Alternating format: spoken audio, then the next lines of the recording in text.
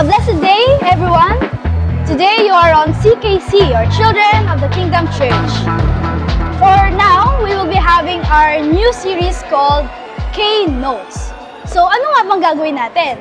Pipili tayo ng mga church members and tatanungin natin sila kung ano nga ba ang kanilang takeaway sa naging message ng ating guest preacher or ng ating pastor.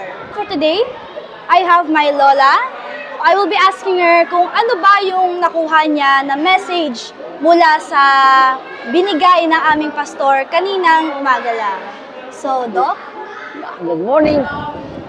Napakaganda ng mensahe ng ating pastor ngayong umaga, taken from the lectionary, Acts 16, 16 to 34, Psalm 97, Revelations 22, 12 to 14, 16 to 17, 20 to 21, John 17, 20 to 26.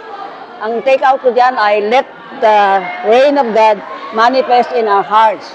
Paano? Paano natin magagawa ito? Una, let us have love, not hatred. Number two,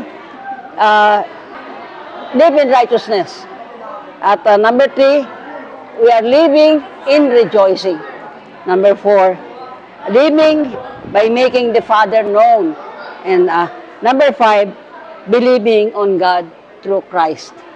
Sana po ay makita sa ating mga isip ang napakagandang diwa ng mensahe ito na inatid sa atin ng ating pastor ngayong umaga. God bless us all.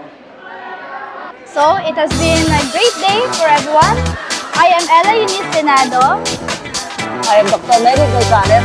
And you have been on K-Notes. See you soon! Bye!